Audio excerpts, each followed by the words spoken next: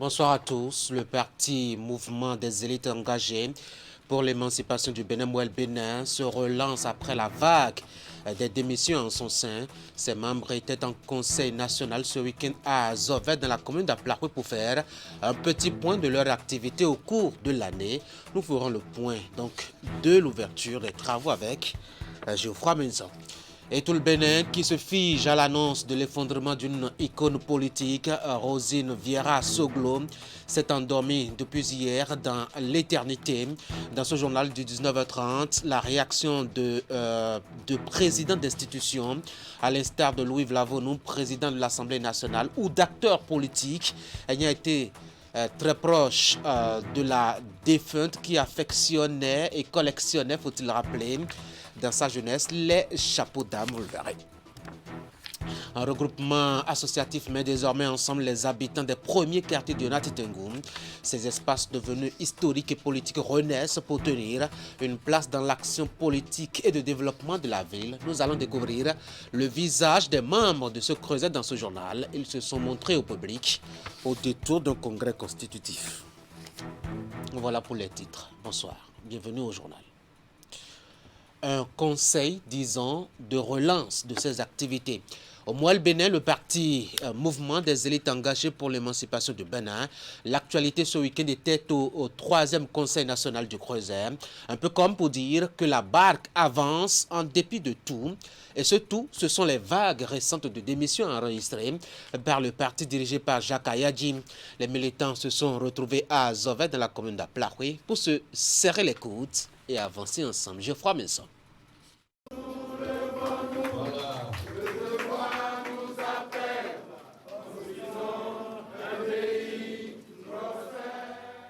Tant attendu, le 3e Conseil national du Parti Mouvement des élites engagées pour l'émancipation du Bénin, Mouel Bénin, s'est tenu dans une ambiance de franche camaraderie et de sérénité. Dans cette salle de conférence d'Azovert, ville phare de la commune d'Aplakwe dans le département du Koufo, les travaux ouverts dans la matinée du samedi 24 juillet ont eu pour maître mot « Unis, rien ne nous résistera ». 2023, c'est maintenant. Ce Conseil national se tient à une période de turbulence. Je voudrais inviter les uns et les autres au calme et à la sérénité. Camarades présidents, le comité d'organisation de la présente cérémonie que j'ai eu l'insigne honneur de présider a rempli les termes de sa mission, à savoir réussir à réunir tous les membres du bureau politique national et tous les délégués et les vice-délégués. Ils sont venus des 12 départements. Venus des 4 coins du Bénin et même d'ailleurs, les responsables, militants et sympathisants du parti se sont donné 48 heures pour réaffirmer les ambitions du parti et les objectifs à atteindre à court, moyen et long terme. La turbulence que traverse actuellement le parti est considérée comme une crise de croissance par les invités à la cérémonie d'ouverture. Je voudrais surtout, à cette occasion, vous inviter à ne pas transformer en tempête la brise qui a juste fait trembler la surface. Nous voudrions aussi vous féliciter pour le chemin fait ensemble autour du chef de l'État pour les élections présidentielles passées. Nous vous encourageons parce que le système partisan, à l'heure actuelle, est à quelques épreuves mineures qui est inhérent à toute vie.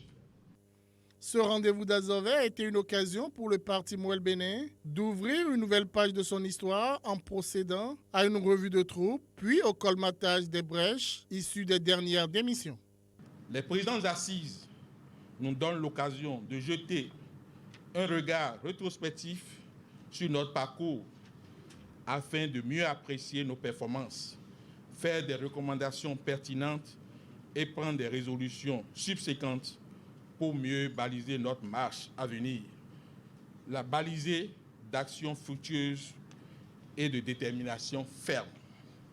Ce sera l'occasion de faire une relecture des tests qui régissent la vie du parti pour les mettre au goût du jour.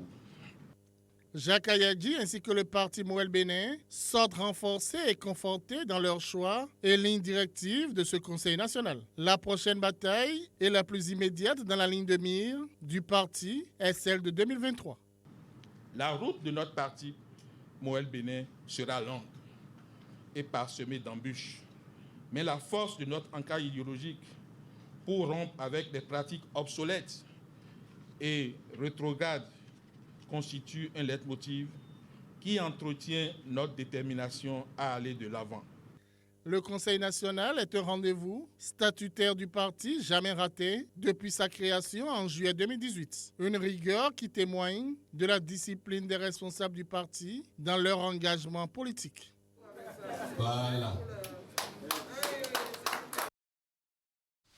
Mathias Tankwano, le président du Conseil supérieur de la communication du Burkina Faso, institution sœur et alter ego de la HAC, la haute autorité de l'audiovisuel et de la communication, est en visite au Bénin. La délégation qu'il conduit est allée voir le président Rémi Prosper Moretti ce matin pour discuter de la vie des deux structures et surtout en apprendre un peu plus au sujet de l'expérience béninoise. Voici ce qu'il a dit à la presse à la fin de l'audience suivie. La HAC Bénin est pionnière au niveau des instances de régulation des médias dans la sous-région en ce qui concerne le monde francophone. Le Conseil supérieur de la communication est organisé sur son modèle, à l'orée donc des élections municipales que notre pays s'apprête à organiser. Il était de bonne loi, comme on le dit souvent, de revenir à la source pour s'inspirer, partager nos expériences, évoquer les inquiétudes, soulever les problèmes et recueillir les suggestions et les solutions qu'ils auront à nous proposer. Comme vous le savez, le Burkina est frappé en ce moment par la situation sécuritaire et nous avons des dizaines de communes qui sont touchées où nous avons la présence des médias. Il faut arriver à gérer cette situation avec délicatesse. Comment arriver à organiser des élections au milieu de l'insécurité, avoir des médias accessibles à tous les candidats et aux citoyens sans que pour autant nous puissions porter atteinte à l'ordre public ou encore nous puissions atteindre à la cohésion sociale. Nous venons d'entamer donc les échanges. Nous ne doutons pas un seul instant que nous repartirons très satisfaits. Voilà, désolé pour la façon dont par laquelle cet extrait est terminé. Un autre élément dans ce journal, la gouvernance inclusive, en débat entre acteurs de la société civile du Bénin et des pays de la sous-région ouest-africaine. Ils ont décidé de se rencontrer pour mettre sur tapis cette question cruciale liée au développement des pays d'où provient chacun d'eux. C'est à travers un atelier initié par deux structures non gouvernementales internationales. Ali Moumouni, Rachidi Soubérou. La gouvernance inclusive pour le développement durable, tel est le thème de cet atelier d'échange et de réflexion des acteurs de la société civile du Bénin et de la sous-région ouest-africaine.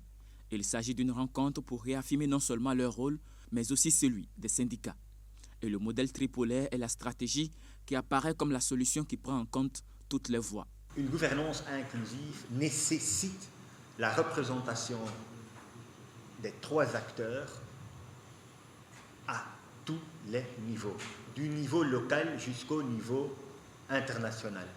Ça, pour veiller à ce que, dans une approche systémique, on peut aussi réaliser les changements qu'on vise de manière structurelle. Les changements au niveau local nécessitent souvent aussi des incentives du niveau national. Et le niveau national dépend souvent d'une incentive au niveau continental. Et de la même façon, le niveau international doit inciter, impulser ces changements au niveau continental. Donc il faut articuler les actions à tous ces niveaux. Et donc articuler aussi le dialogue entre les différents acteurs, l'acteur étatique, l'acteur privé et l'acteur de la société civile à tous ces niveaux. Le séminaire a démarré par la présentation de quelques résultats de recherche sur la question de la gouvernance inclusive. L'atelier s'inscrit dans le cadre des programmes 2017-2021 de We Social Movements et 2021-2025 de la CNV internationale. 28 années d'expérience sont partagées avec les participants aussi bien en présentiel qu'en mode virtuel. Durant cette période, ces organisations ont collaboré avec les institutions de recherche spécialisées sur des questions en lien avec le travail décent, le droit à la protection sociale, le développement social inclusif et le rôle des mouvements sociaux dans toutes les politiques, allant de l'élaboration des politiques, la mise en œuvre des politiques, l'évaluation des politiques. Nos actions s'appuient sur les instruments internationaux, notamment les objectifs de développement durable, les normes internationales de l'Organisation internationale du travail, les instruments tels que le Pacte international sur les droits économiques, sociaux, culturels et d'autres instruments internationaux pertinents. Au cours de la rencontre, les partenaires béninois ont présenté aux participants des illustrations sur le sujet de la gouvernance inclusive à travers des actions concrètes menées sur le terrain. Il s'agit entre autres des actions de plaidoyer pour la prise en compte de toutes les couches sociales et pour le droit à la protection sociale. Mais ce choix doit être perçu comme une invite à faire davantage, encore mieux, pour que non seulement la dynamique qui a commencé et qui voit une bonne articulation entre les mouvements sociaux, notamment les syndicats, les organisations de la société civile et l'État, que cette dynamique-là puisse se renforcer et s'améliorer dans tous les secteurs. Le programme sur la gouvernance inclusive du Bureau des conseillers des projets Afrique de We Social Movement et CNV International intervient dans 6 pays. Il est financé par les coopérations belges et néerlandaises. À peine remise en activité que le syndicat des agents de la mairie d'Abomey-Calavi a initié un jour d'échange entre les travailleurs au sujet des conditions de vie et de travail du militant. 24 heures pour discuter du puissant moyen que représente le syndicat dans la vie du travailleur. Ils ont saisi l'occasion d'un congrès extraordinaire pour échanger de long en large à propos. Akime Seydou, Rachidé Souberou. Quand le SINAMAC, le syndicat des agents de la mairie d'Abomey-Calavi, opte pour un congrès extraordinaire, c'est pour réfléchir sur le thème « Le syndicat, un puissant moyen du travailleur pour sa valorisation ». Ce thème nous interpelle, nous travailleurs de la commune d'Abomey-Calavi.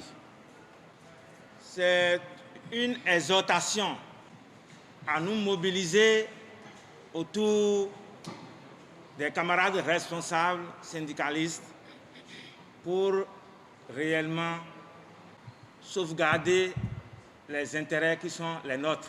Le volet intellectuel des assises de ce 24 juillet est couplé d'une restructuration de l'instance dirigeante du syndicat. Le SINAMAC, pour ce faire, a opté pour une démarche inclusive. Comme l'autorité a l'habitude de le dire, je cite, « Je voudrais avoir des syndicats de développement et de dialogue. » Félicitations.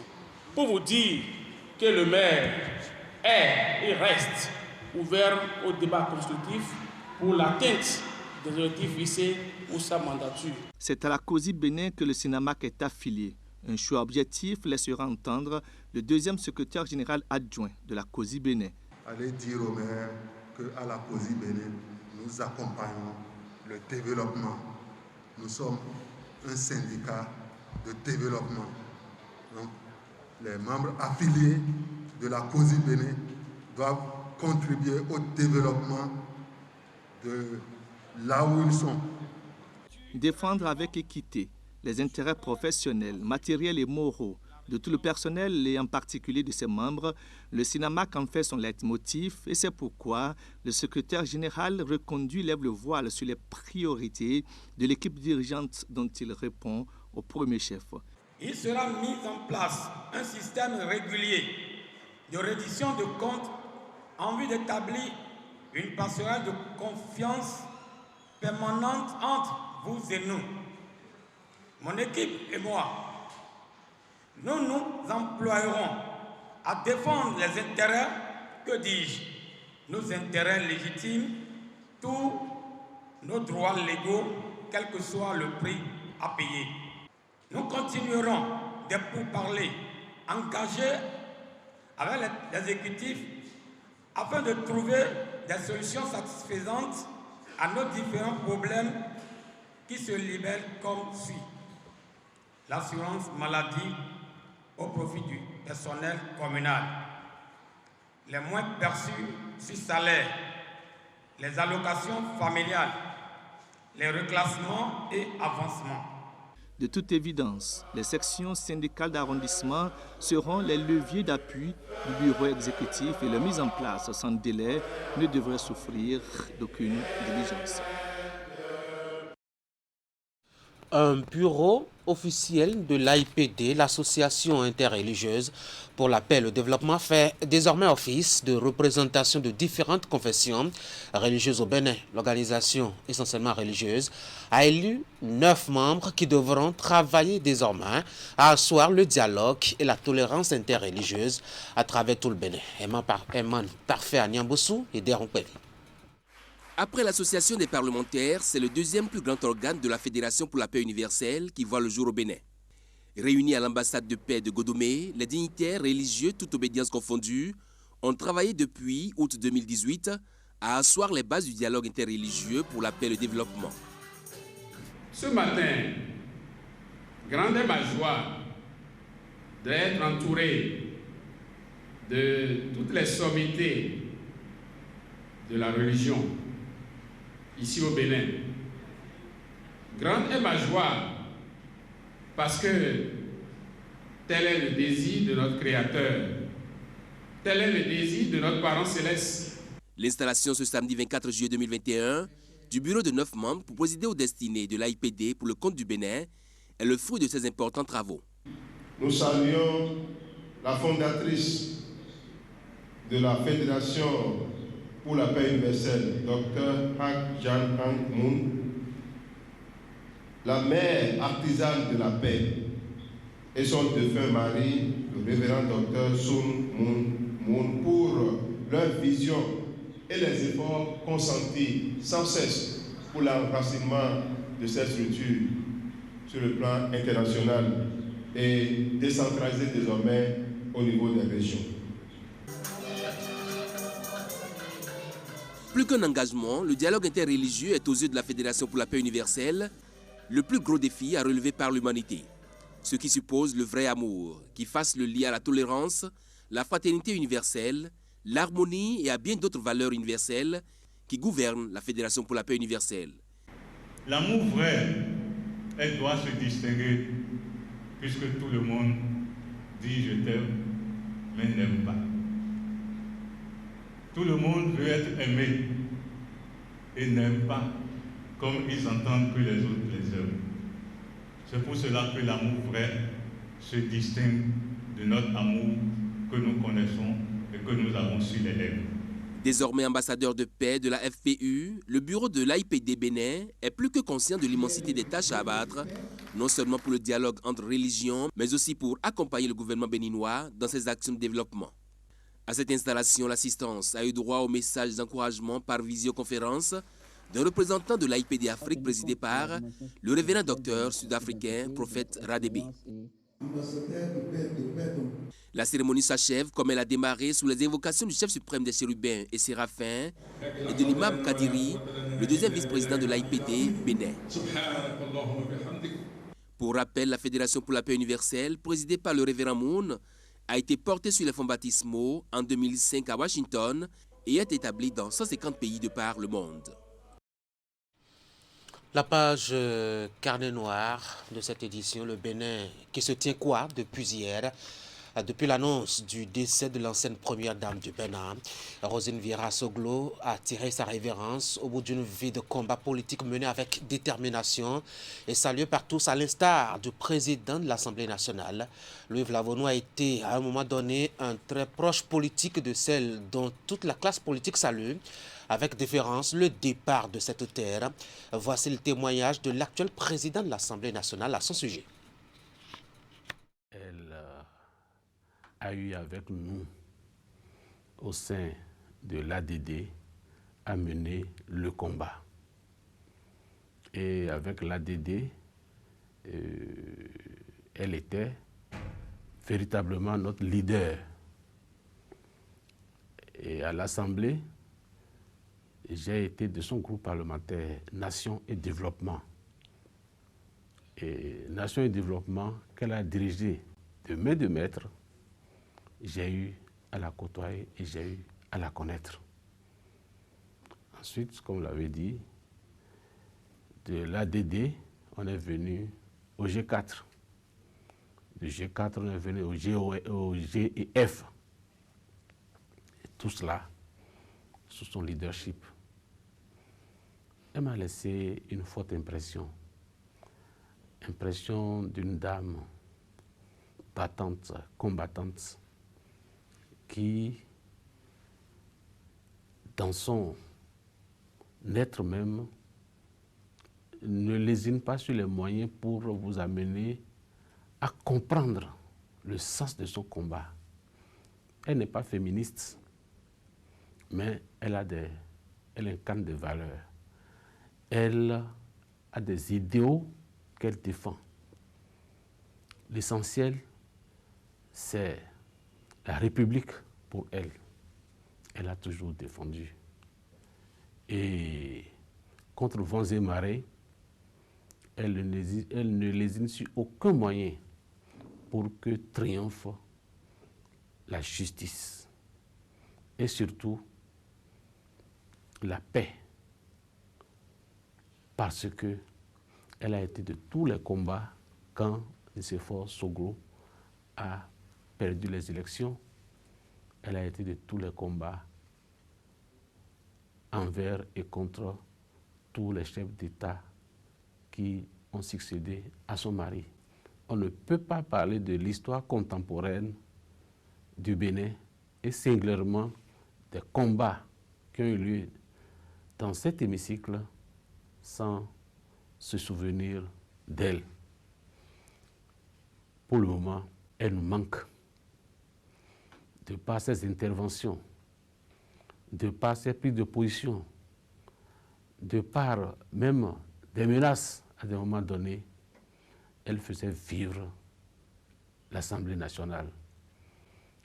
Elle a longtemps fait le Parlement panafricain, après le CIPUMOA, et dans toute l'Afrique, on la connaît pour son combat. Alors, c'est une perte pour la nation, c'est une perte pour la démocratie, c'est une perte vraiment pour le Parlement. Et je regrette sincèrement cette disparition, puisque malgré son absence au Parlement, elle continuait toujours de mener ce combat-là. C'est une perte et je voudrais saluer la mémoire de l'illustre disparu. Je saisis par ailleurs cette opportunité pour adresser mes vives condoléances à la famille, principalement à son cher époux, Nicéphore Dieudonné Soglo, à ses enfants, Kaliou Soglo et l'ancien maire, Liadi Finayon Soglo. Condoléances aussi à toute l'Assemblée nationale, nous qui l'avons côtoyé depuis fort longtemps, depuis la 4e législature jusqu'à la 7e législature, nous qui l'avons côtoyé.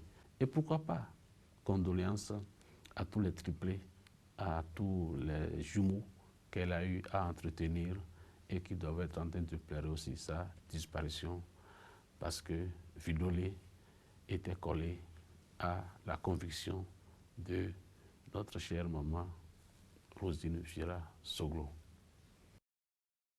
Voilà pour les mots à l'endroit de la famille Soglo frappée par le deuil. Rosine Fiera Soglo est décédée donc hier, 24 heures après l'annonce du décès de celle qui aura été pendant longtemps présidente de la Renaissance du Bénin. Canal 3 Bénin s'est rapproché d'autres acteurs politiques qui l'ont connu pour leur témoignage.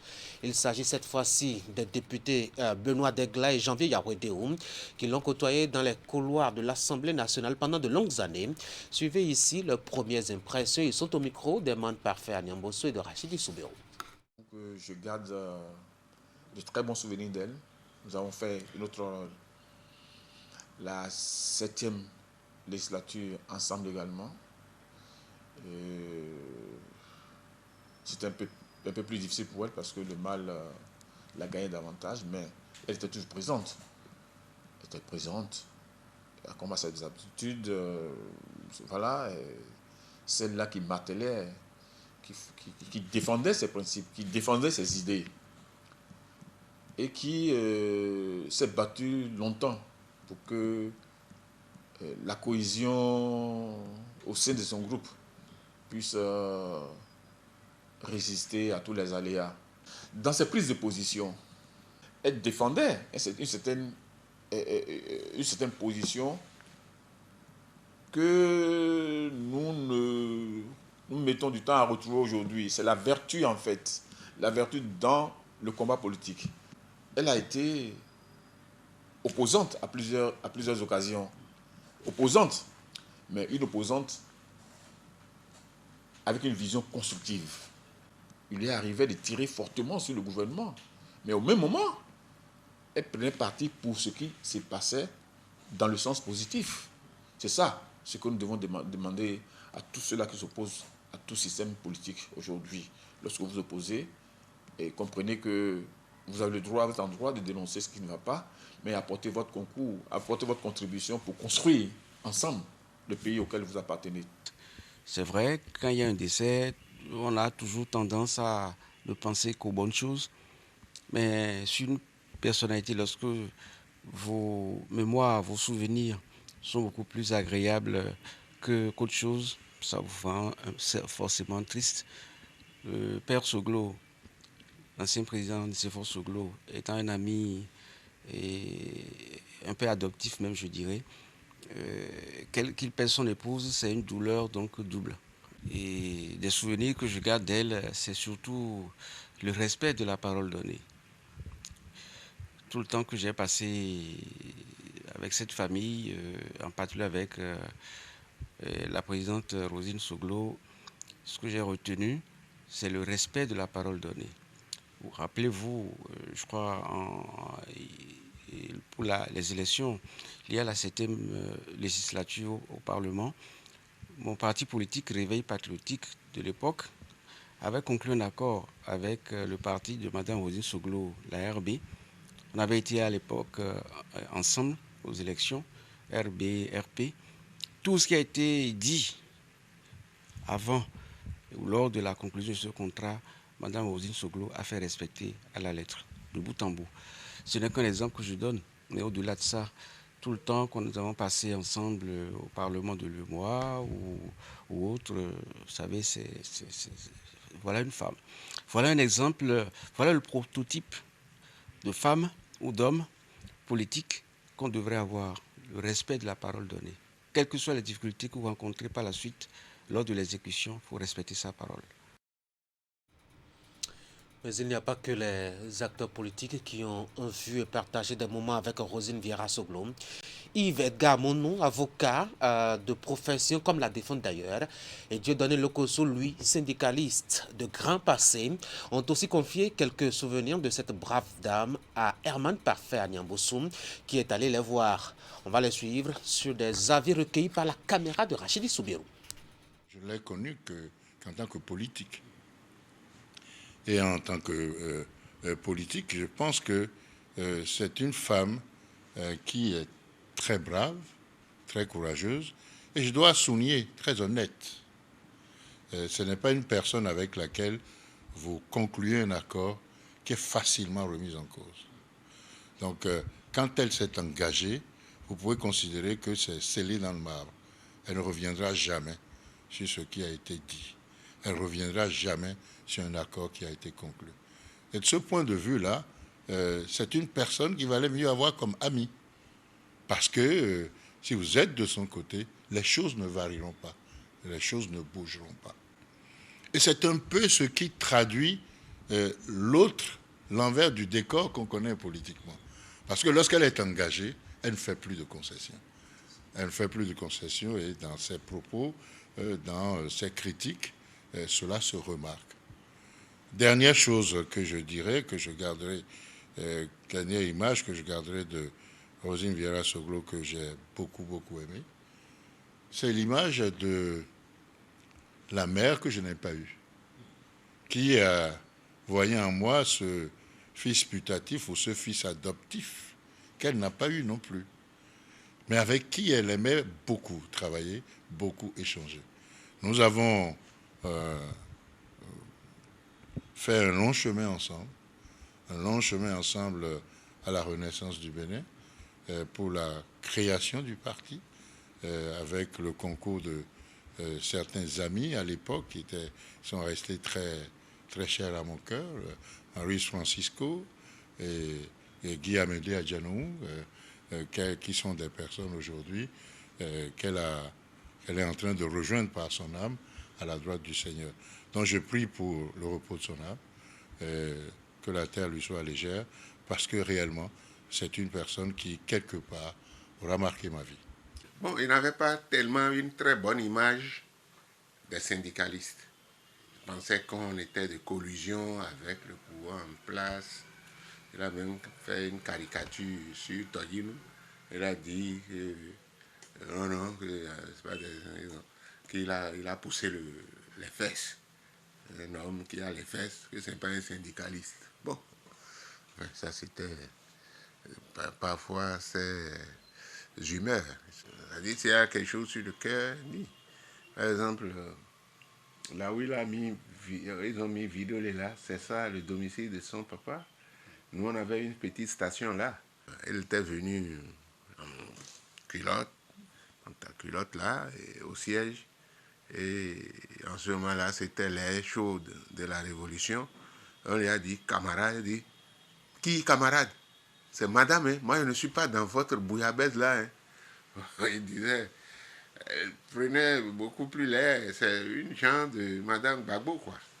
Donc, mais au-delà de tout ça, de toutes les frasques, moi je garde d'elle le souvenir d'une citoyenne honnête, très raisonnable, et ses prises de position, c'est toujours dans l'intérêt général.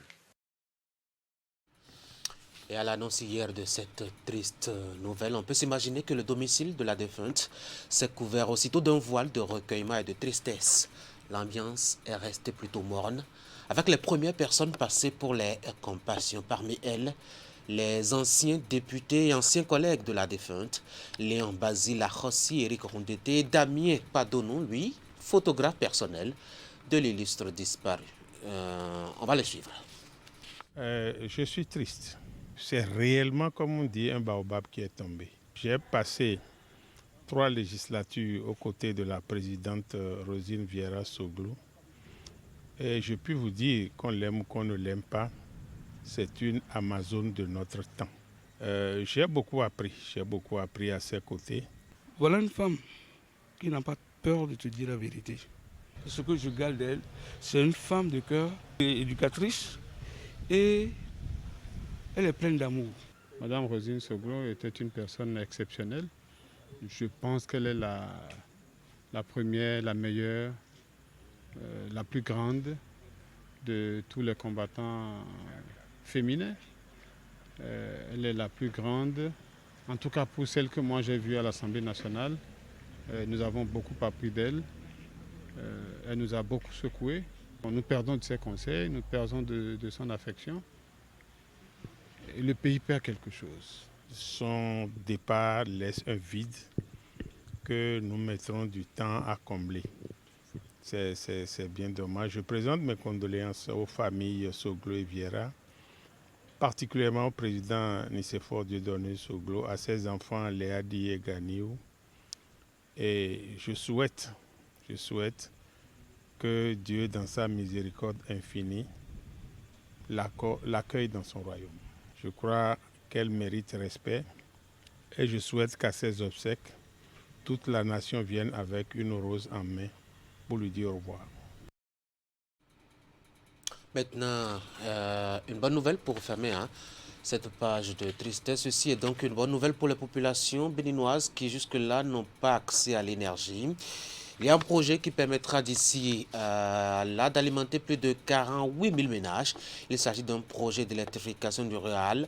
Il a été officiellement lancé jeudi dans la commune d'Adjara en présence de représentants des pays de la Banque africaine de développement. Le reportage. Cette coupure de ruban, ici à Adjara, département de Lomé, consacre le lancement du projet d'électrification rurale Pérou, un projet de grande portée conduit par le gouvernement béninois et la Banque africaine de développement pour apporter la lumière à des milliers de Béninois. Au total, le projet Pérou prend en compte 209 localités, dont l'électrification de 133 nouvelles localités rurales et l'extension du projet, l'extension du réseau existant dans 76 localités périurbaines. Sur les 77 communes du pays, le projet prend en compte 62 communes et 11 départements. C'est seulement le département du littoral qui n'a pas été pris en compte, qui n'est pas une zone d'intervention de l'ABEM, vous le savez bien. Et à l'issue de la réalisation de ce projet, nous allons raccorder immédiatement à la fin du projet 48 400 ménages ruraux à un coût forfaitaire de 25 000 francs CFA. C'est de jamais vu, c'est la première fois. Nous allons également, grâce à l'extension dans les localités périurbaines, on va réduire considérablement les réseaux de fortune, ce que nous appelons communément les toiles d'araignée. Et nous allons également contribuer à la réduction des pertes techniques sur le réseau de la SDE de 0,4%. L'ABEM, en sa qualité de maître d'ouvrage délégué, voudrait par ma voix rassurer tous les bénéficiaires de ce que toutes les dispositions seront prises pour mettre en œuvre diligemment toutes les composantes de ce projet dans le respect des 3 incontournables du ministre de l'Énergie que sont le respect des délais contractuels, la qualité des travaux et la prise en compte des aspects environnementaux et sociaux pour le bonheur des populations. D'un coût global de 47,6 milliards de francs CFA, dont 40,5 milliards apportés par la Banque africaine de développement, le projet Pérou est une preuve de l'engagement du président Patrice Talon à donner l'énergie électrique à tous les Béninois. Et déjà, je vous invite à savoir que quand la BAD vient, elle ne vient pas seule. Nous sommes avec divers partenaires techniques et financiers que nous remercions déjà, dont je citerai quelques-uns, l'Agence française de développement, mais aussi le Millennium Challenge Account et d'autres partenaires comme l'Union européenne. Nous œuvrons ensemble pour que les financements soient efficaces.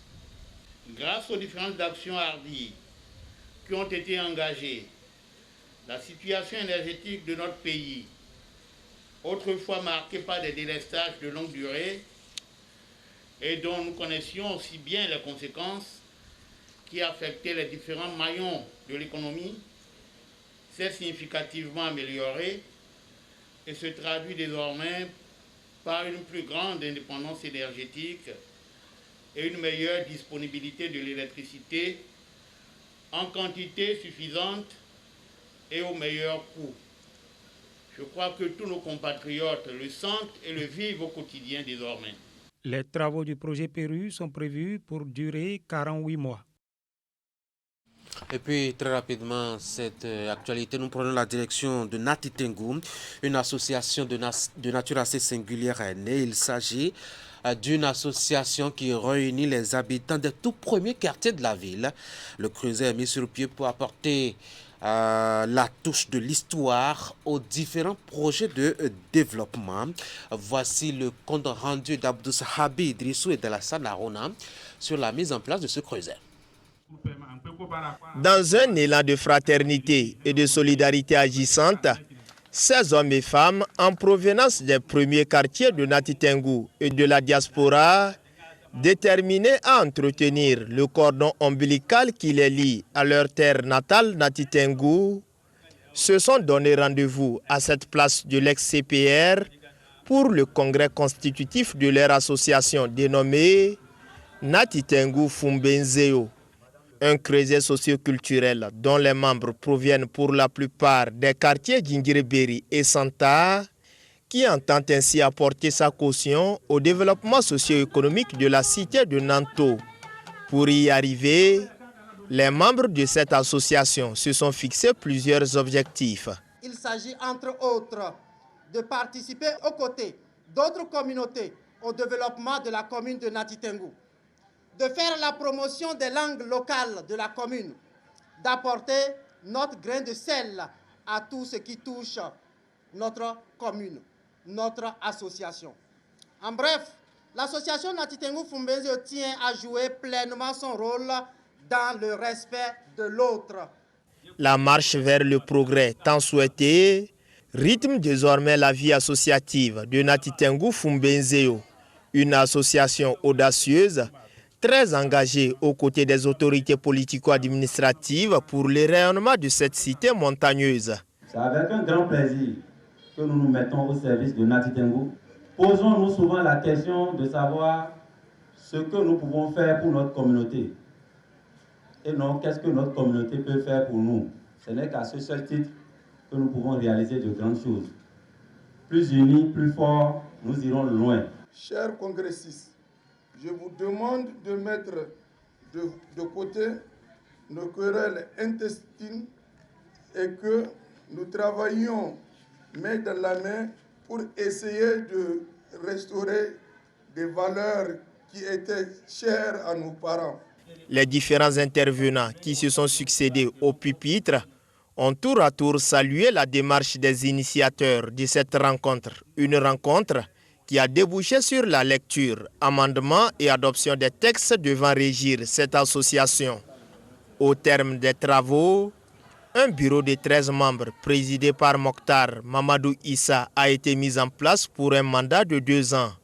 À noter qu'avant ces assises, une prière musulmane a été dite à la veille à la mosquée centrale de la ville pour placer Nati Tengou Fumbenzeo sous la protection d'Allah.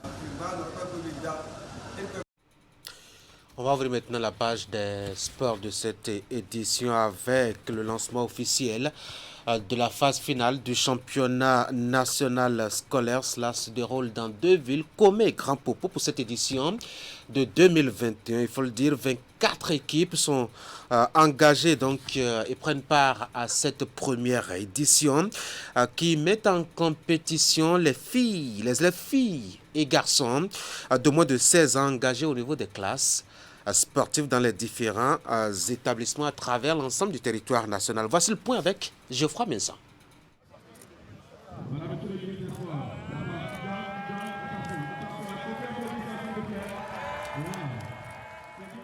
Le ministre des Sports, Oswaldo Meki, donne ainsi le coup d'envoi de la phase finale de la première édition du championnat national scolaire en partenariat avec la CAF et la FIFA. Une compétition qui réunit jusqu'au 1er août prochain 24 équipes de football issues des phases de sélection organisées il y a quelques semaines dans les 12 départements du Bénin. Joueurs et joueuses de la phase nationale du championnat scolaire 2021, prenons l'engagement de respecter les décisions des arbitres dans un esprit de fair play. Nous, jeunes arbitres du championnat scolaire édition 2021, jurons solennellement de faire respecter les lois et règles de jeu en tout professionnalisme. Les 24 équipes en compétition, à savoir 12 chez les garçons et 12 chez les filles, sont composées d'élèves de moins de 16 ans engagés au niveau des classes sportives. La station balnéaire de Grand Popo, à travers son stade omnisport flambant neuf, accueille la compétition et offre sa pelouse synthétique et ses autres infrastructures aux athlètes et encadreurs. Cette semaine est l'occasion donc donnée à nos jeunes footballeurs de s'exprimer et de nous démontrer que l'espoir de compter notre pays, le Bénin, parmi les nations incontestablement de football est permis.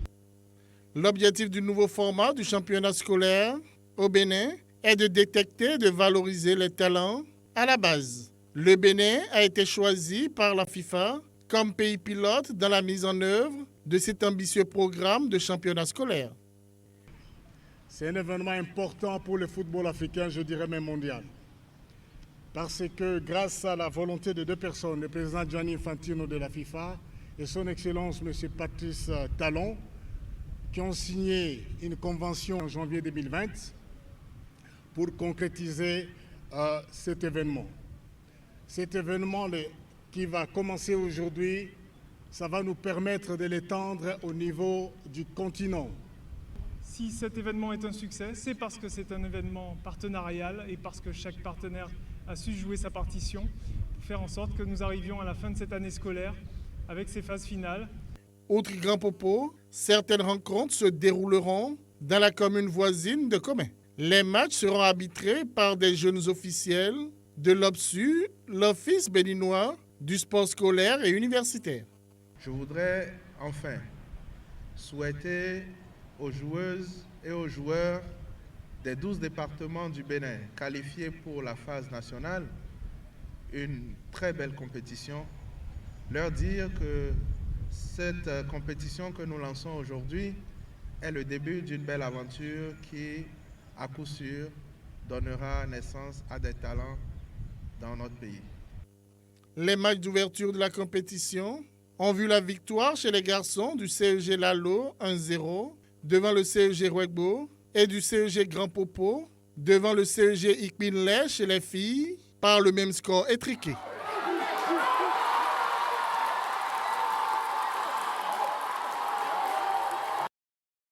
Voilà une très belle fête, n'est-ce pas, pour les enfants. Et justement, cette compétition est déjà à sa 3e journée.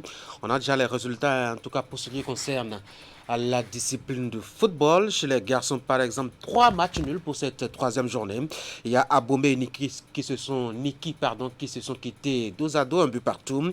Il y a Comé et Kobli aussi qui ont fait match nul, 4 buts partout. Il y a Banté Malanville qui ont aussi fait match nul. C'est seulement Lalo qui a pu remporter 3 points devant Basila pour le compte donc de cette 3e journée. Côté donc garçons et pour les filles, on a aussi 2 matchs nuls de ce côté-là. Il y a par exemple Basila et Savek qui se sont quittés 2-2, 2 buts partout. On a Gbanizou et Kobli aussi qui ont fait match nul. Là, nous sommes avec donc les filles. Dogbo l'a emporté sur Banikoara 1-0. Et puis, Grand Popo qui a atomisé Kalale 6-0. Voilà donc pour le point. Et puis demain démarrent déjà les matchs de pré-classement et les quarts de finale, aussi bien chez les filles que chez les garçons. Comme aujourd'hui, il y a 8 rencontres qui sont prévues sur les 2 stades, notamment de Comé et de Grand Popo. Mesdames et messieurs, ce journal va s'achever. Nous sommes revenus sur les témoignages de proches collaborateurs de Rosine Vieira Soglo, décédée hier. Il s'agit de l'ancienne première dame du Bénin, celle qui a dirigé pendant bien longtemps le parti de la Renaissance du Bénin, avant de le léguer à son fils, Léadi Vinayon Soglo. Vous avez pu suivre l'émotion et les nombreux souvenirs qu'il garde de cette dame qui aura marqué de long en large toute la période post-conférence nationale des forces vives de la nation au Bénin. Le Moël Bénin qui est allé se requinquer après le tourbillon des démissions en série qu'il aura secoué ces derniers jours. Les membres sont allés se voir à Zoves, dans la commune d'Aplahoué, pour se ceindre les reins et se serrer les coudes afin de se relancer. Ils ont appelé leur occasion de retrouvailles le Conseil national du parti. Il était à sa 3e édition. Et puis l'actualité côté militantisme avec ce creuset né à Nati Tengu samedi, c'est une organisation qui réunit les habitants des premiers quartiers de la ville. C'est pour apporter un coup d'histoire au débat politique afin de guider convenablement les actions de développement. Vous avez pu découvrir chacun des membres du 10 creuset. C'est fini pour ce journal. Merci d'avoir été là. Surtout un grand coucou à tous ceux qui nous suivent du côté de l'Hexagone. Bonsoir à tous. Bonne semaine de travail.